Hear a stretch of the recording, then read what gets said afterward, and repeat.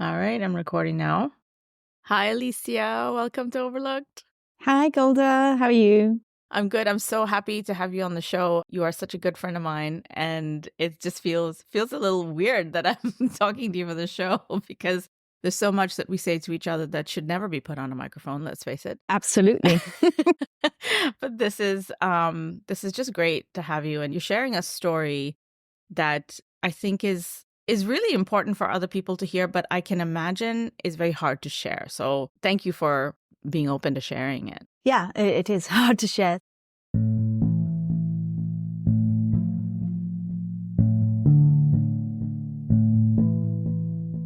This is Alicia Trujillo. She's a good friend of mine, and we've known each other for years. I already know the story she's about to tell you, but I've never heard her tell it in this way before. It's quite a story. So, do you want me to start and tell you what happened to me? Yep, go on. So, 3 years ago, it was a not very hot summer's day here in England, but I decided to still go swimming in the outdoor swimming pool. The pool was a bit cold, 18 degrees, but I thought, well, I'm here anyway. It takes me a while to get in. I'm sort of getting in slowly, letting the water come up a little bit closer. And then I suddenly get my body in. I got the world's worst headache. It's as if you shot me in the head. And it's here just on the right-hand side above my forehead, on the bone. And it's just undescribable, the pain is. I can't really tell you how long it went on for. Feels like ages, but it could have been seconds. And I'm standing there in the pool going, ow, this is hurting. But I thought it was because the pool was a bit cold. So I continued swimming and I swam 2 more lengths. And then suddenly the pain went into my neck. And a few years ago I'd had neck pain. So I was like, no. Let's just get out the pool. This is terrible. So when I got out of the pool, I felt sick. But I thought maybe I have hypothermia because it was a bit cold. So I got dressed and then I walked towards the bus stop. And I felt really ill. But I thought, okay, I can make it on the bus. And when I get off the bus, I can make it to my house. So I got home. I got quickly into my bed. The intense headache had gone, but it had been replaced by a room kind of headache all over my head.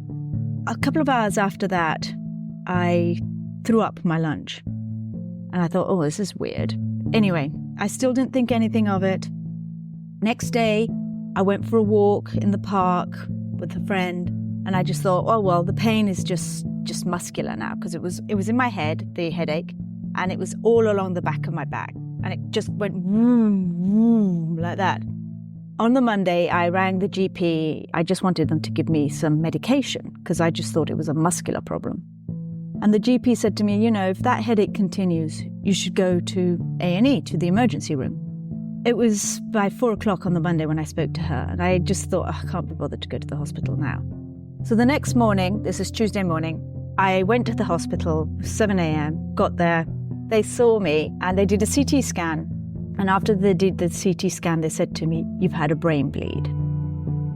And I was like, oh my God, did I have a stroke? And the doctor said, no, you haven't had a stroke. You've had a subarachnoid hemorrhage, which is a bleed to the brain.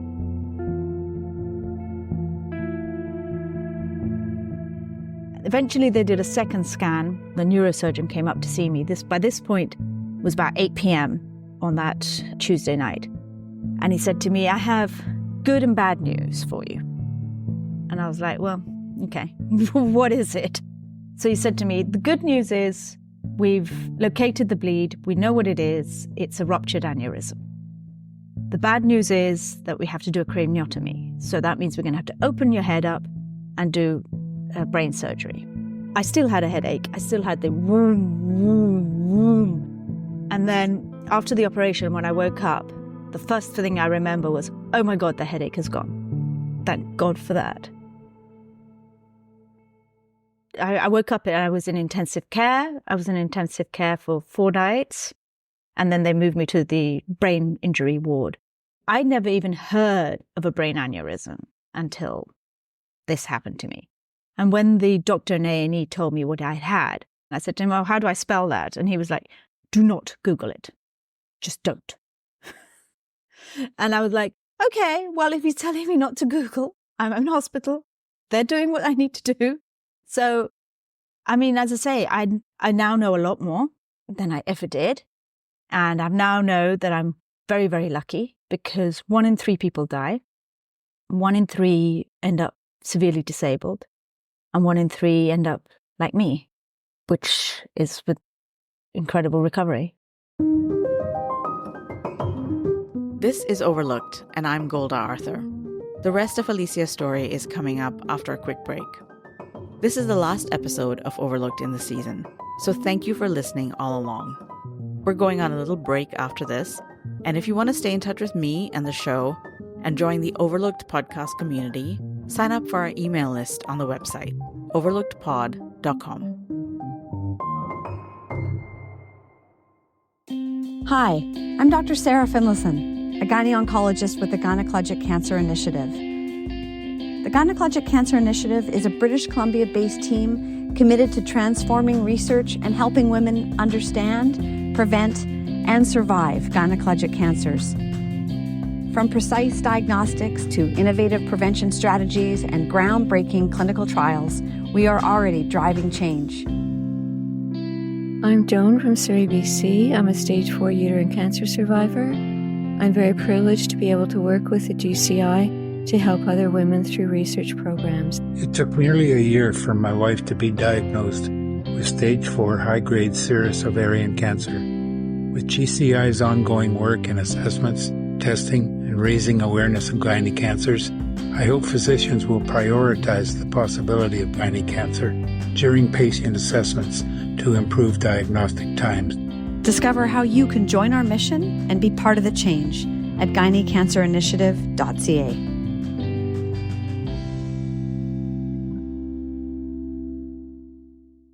Are you curious about what it's like working in healthcare today? Do you believe in the power of storytelling? I'm Dr. Emily Silverman, the host of the Nocturnist podcast, where healthcare workers share personal stories of joy, sorrow, and self-discovery.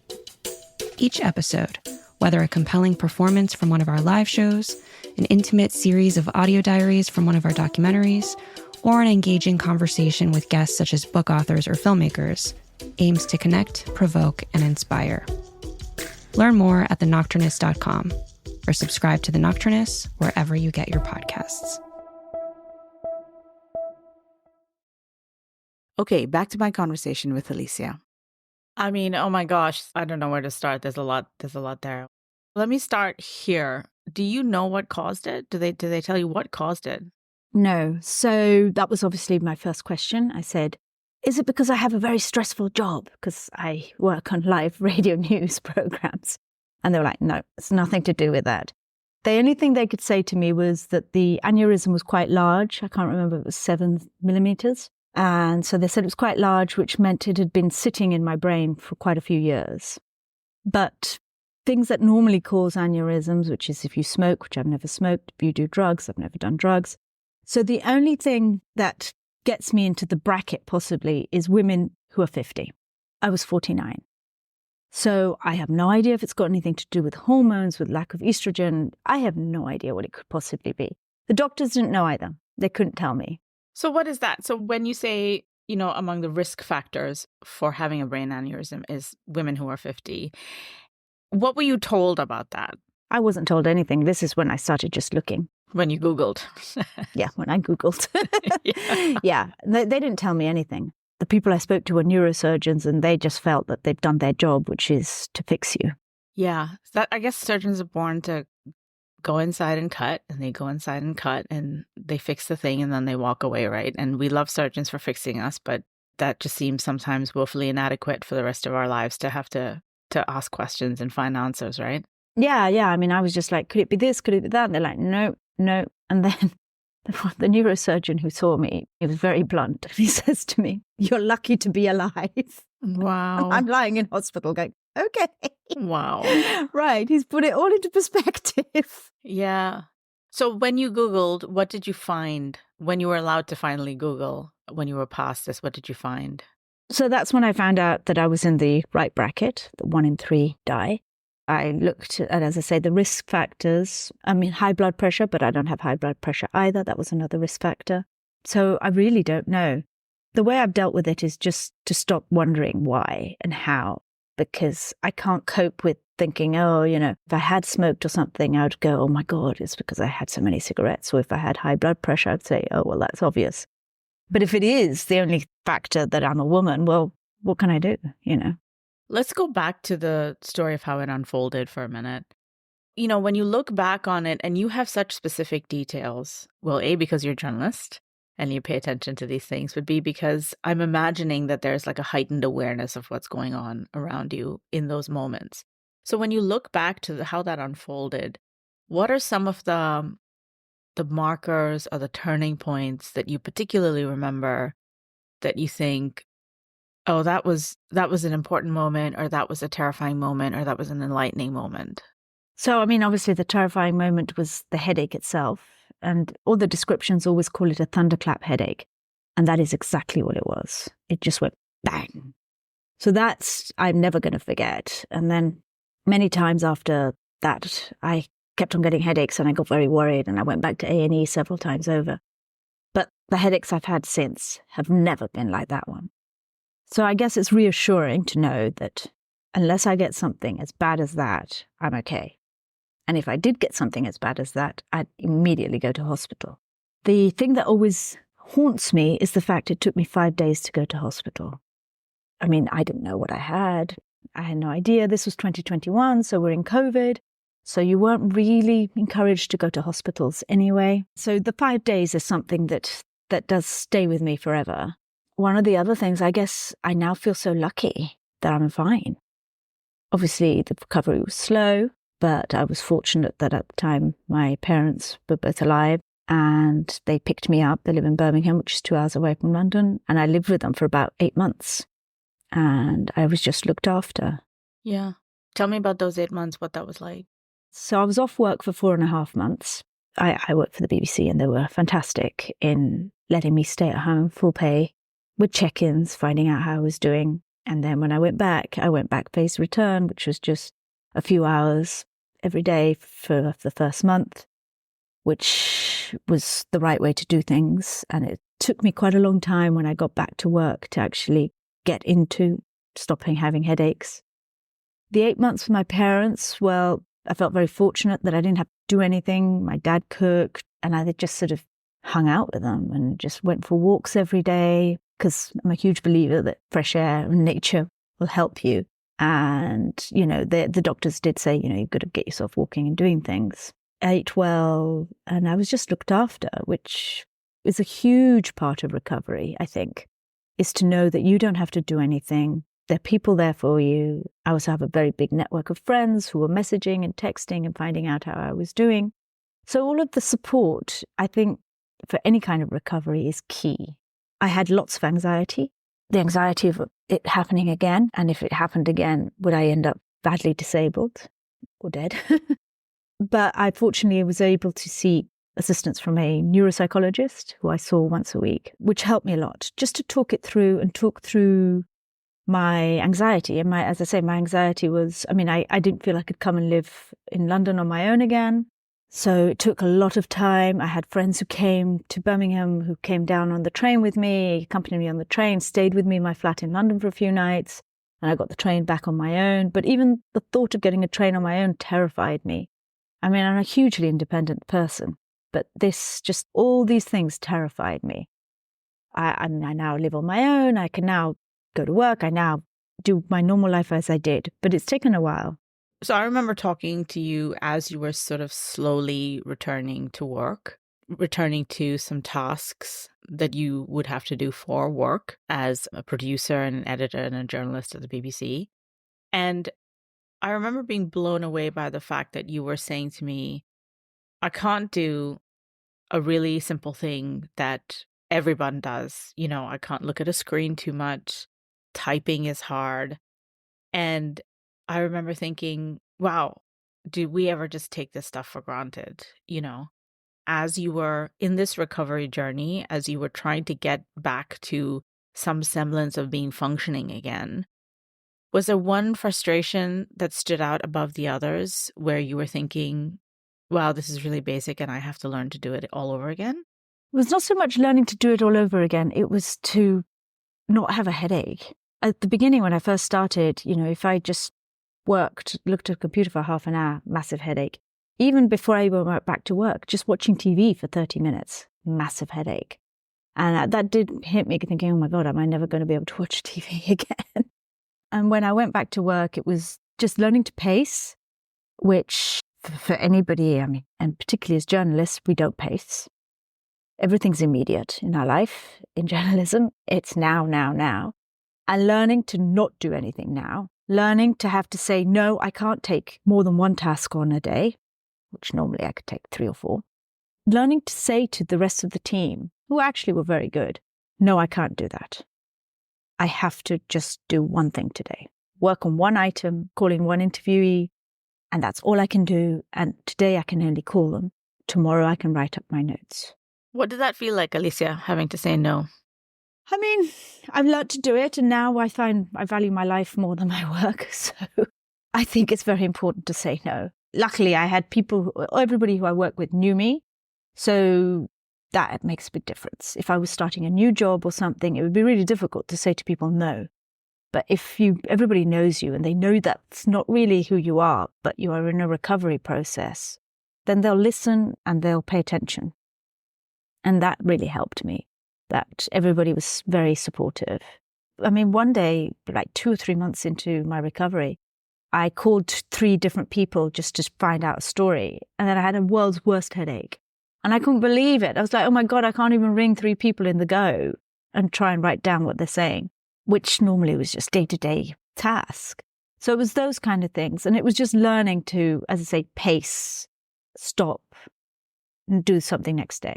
And as I say, to tell people, I cannot do this. What did you learn about the biology of your brain in this process? That it needs a lot of water. I didn't know that. That was the only thing they told me when I left the hospital. And it was a nurse who said to me, drink 3 liters of water. 3 liters? 3 liters a day. She said, you've got to drink 3 liters a day. Wait, how much is that in cups? They normally recommend 8 cups, so it's probably like 16 cups. 16 cups of water. It was quite incredible because the minute I could feel the headache starting, glass of water kills it. They gave me a special medication when I came out of hospital, which was to reduce brain injury. But that lasted for about 20 days. And then after that, they just said to me, if you have a headache, take paracetamol. So I took paracetamol and drink water and drink water and drink water and get fresh air. So for example, if I'm sitting at my computer and I get a bit of a headache, if I walk out, get fresh air, some of that headache goes away instantly. So that's what I learned, that I had no idea that the brain required a lot of rest and a lot of water. And just so everybody's clear, right? Like, I'm just trying to think, okay, a lot of rest, a lot of water. Do I do that? No. And I remember when we worked together, and I remember working for the BBC, rest, water, fresh air, walks. These are not things that happen with any sort of regularity when you're a journalist working in news, right? So this is like a fairly alien way to live, I think, for most journalists. I would say for most New Yorkers, even, and Londoners as well. We live these kind of crazy, fast-paced lives in New York. Certainly, everybody's obsessed with work, myself included. Figuring out how to take care of your brain, and the intricacies of your brain being connected to the rest of your body is not a thing that we prioritize. Not at all. But, if the headache comes on, that reminds you that you've got to do something about it. And I guess having had a near-death experience makes you put everything in context. So now I work 4 days a week, 2 in the office. And the days I go into the office are more tiring because it takes me an hour to get into the office. It's central London. It's busy. The office is busy. It's a huge building. It has like 5,000 employees. It's a big place. It's noisy. So fortunately, noise and those kind of things don't affect me, but they obviously do tire you, even though you don't notice. Traveling tires you, even if you don't notice. But what I definitely do every time I go into the office is I take an hour's lunch break and I do not sit at my desk. I refuse to do that. And I say to everybody, I didn't have a brain hemorrhage to come and sit at my desk. I'm sorry. And I think it's really important. We're talking about what you learned about your brain, and we're talking about how it's changed, some of the practicalities of how you work and how you live. Has it changed your outlook in life, your mindset, or the way you approach life? Absolutely. Now I feel like an American sometimes, being very grateful every day. Hashtag gratitude. Yeah, I am very grateful every day. I might moan about some things, but I try never to moan. I consider myself very lucky. I know I had a huge medical problem, but I'm fine now, and that's what I always remember. I try and enjoy life more. Try not to sweat the small stuff. We always sweat the small stuff, but I try not to. I try not to get too wound up about something at work. I do a bit, but I try and remember that, that's not important. I spend much more time with my family, who are very important. I mean, sadly, my dad died a year ago. But, those 8 months that I stayed living with them were 8 months that I had with him before he passed away. So, looking back on them, they were super important. I mean, obviously, I understand how important it is. My friends are very important. Going out, going on holiday. I love going on holiday. I think I know I'm different. And I think I'm different in my attitude to life. And as I say, in the fact that I'm alive.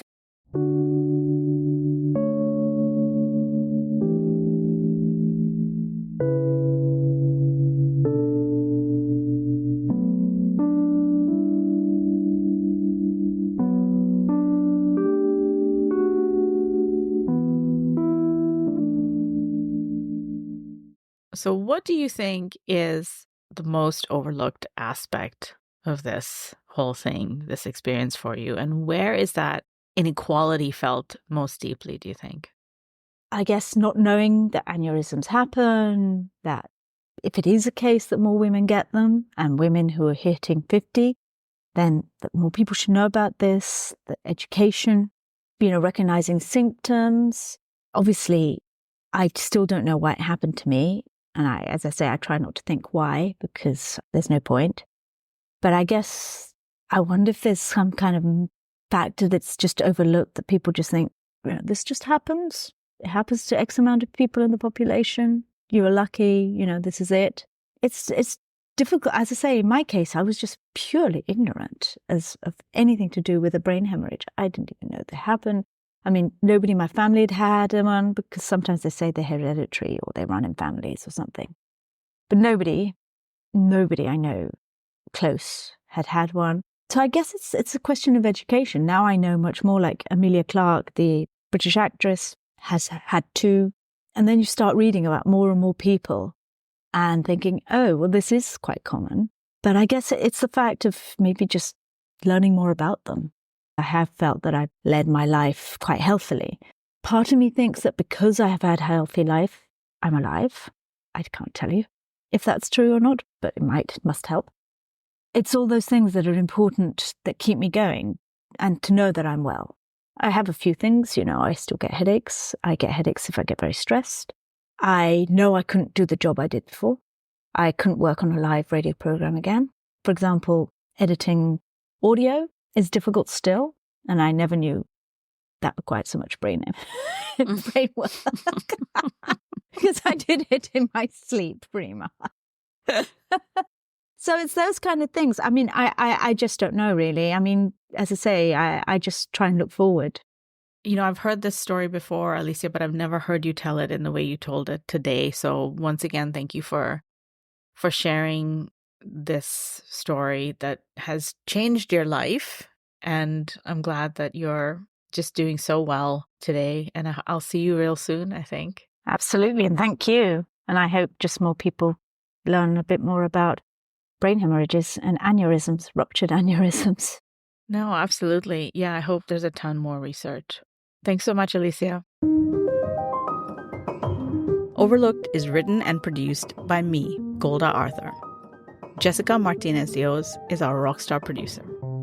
We're building a community around women's health so that no one is overlooked. If you'd like to be part of it, sign up for the newsletter at overlookedpod.com. Get in touch with us by emailing hello@overlookedpod.com. Thanks for listening.